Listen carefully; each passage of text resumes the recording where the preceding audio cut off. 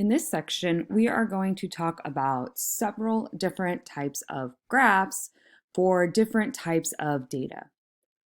To get started, we want to look at specifically numerical data. And when you are looking at distributions or graphs of numerical data, you want to pay attention to three basic things: the shape, the center, and the horizontal spread. So shape, center, and spread are kind of like the three things that you always want to take note of and you always want to talk about when you're describing what these graphs look like to somebody else. Okay, so we have lots of definitions to kind of lay out here first before we're ready to do that. So the first is the typical value. The typical value is the center of your distribution.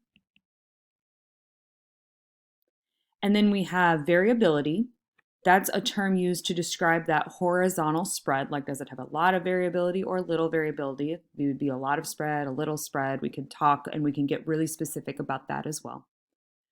You can have what's called a symmetric distribution or a Bell distribution, and that is a distribution that has one mound and that the left-hand side is roughly a mirror image of the right-hand side. So something typically like this. And they don't have to be completely perfect in real world, in the real data. Hardly ever is it exactly symmetric, but as long as it's pretty close, we'll call it symmetric. You can also have what we call right-skewed or left-skewed distributions. These are both non-symmetric distributions that have one mound and a tail that either extends to the right or to the left. So the tail is what determines the skew. So something that's right-skewed will have a one mound and then this tail that goes off to the right, whereas a left skew will have the mound and then the tail going out to the left. Unimodal is your statistical term for a one mound distribution. So far everything that I've drawn and everything we've talked about has been unimodal. Wherever that mound might be, there's just one hump or one mound. Now, you can also have bimodal, which would be two mounds, and they don't even have to be mounds of the same size, just two high points, two mounds. And then multimodal is describing anything more than two mounds. So again, that could be two or three or however many high points you may have. All of these things so far that we've talked about have described the shape, or everything from here to here has talked about the shape. So those would be ideas when you're talking and trying to describe a graph. I might say it's unimodal and it's right skewed, and that would be a nice description of the shape of that graph. Okay, we've also got outliers. Outliers are extremely large or small values that don't fit the pattern of the rest of your data. They'll be separated with a gap in what we call a histogram, which is what we're looking at. These graphs below here, these are both histograms. Sometimes outliers could indicate a mistake in your data. Oops.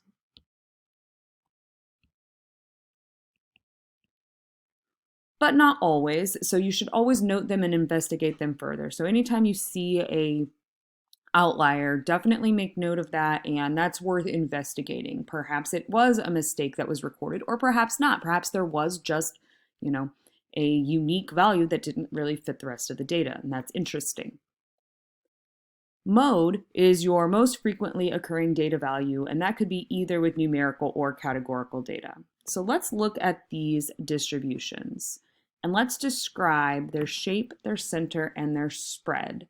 And then it says, are there any changes that you might make to the scales or the bin widths of any of these in order to more accurately display the data? Okay, so let me see. And this first graph is SAT scores in 2010 and their frequencies. So when I immediately look at this, the shape is what jumps out to me first. So that's where I'm going to start. There is certainly just one mound to this, so I would call this unimodal. And it also looks very symmetric. So that's a good shape descriptor there. the center. So what do we think is like, if we wanted to call it the typical SAT score? What's the typical score or the center? In a symmetric graph, that's usually right around the center. I would say the typical value here is this high point in the middle of this mound. It looks like it's about maybe a score of 1450, somewhere in there. And right now we're just eyeballing it, so that's okay. And then as far as spread is concerned, we want to say, like, do we think this is large spread or small spread? And you always need a Y whenever you're talking about spread. So when I look at this, I see SAT scores spanning from 600 all the way up to 2400. And all of those are represented pretty well. Like right there's none of that that's just a total blank spot. And to me, this seems like a lot of spread. This looks like large spread because there is a lot of variability in the scores that are recorded.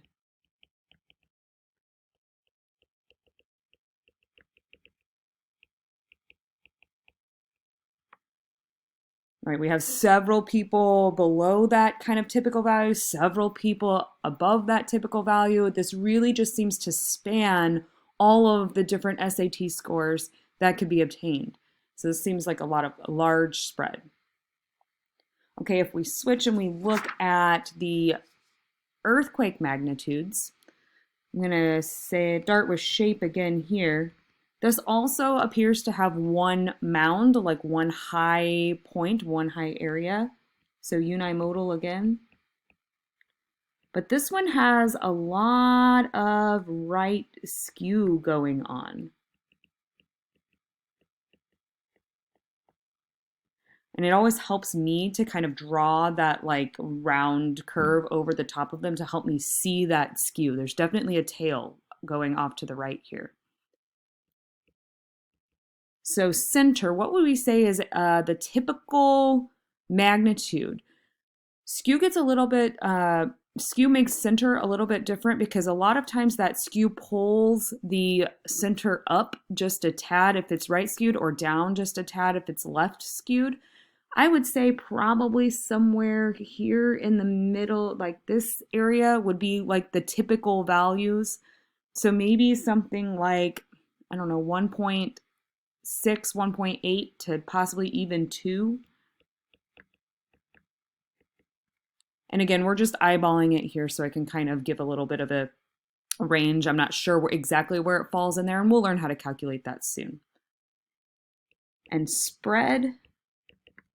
Again here, I'm seeing a lot of different magnitudes that are represented here, all the way down from a 1 up to 3s, 4s, and upwards of 5. And there's even one out there pretty far around a 7. That seems to span a lot of earthquake magnitudes. Like there's a very big difference between a 1 magnitude earthquake and a 4 magnitude earthquake. Even though the numbers 1 and 4 are pretty close to each other, the difference in the context of what those are like to experience as an earthquake, going through a magnitude 1 earthquake is a huge difference than going through a magnitude 4 or 5 earthquake. So I would also call this large spread. So I'm going to say something like a big difference in 1 and 4 magnitudes. Or I'm going to even call that 4+ magnitudes. So you always have to think about the context. Just because the numbers 1 through 4 or 5 or 6 or 7 are not really that far apart from each other, it doesn't mean that contextually what we're talking about, those would be very different situations. Those earthquakes are varying a lot. And on this one, I would definitely take note of this out here. This outlier. I don't know that that's a mistake. I don't think that it was recorded incorrectly. I just think it's worth noting that there was this, it looks like one earthquake recorded, wherever this happens to be, that was way higher in magnitude than typical. So that would be something that would be maybe worth looking at, You might want to investigate that further, see when that happened, what was going on. There could be some interesting things to discover there.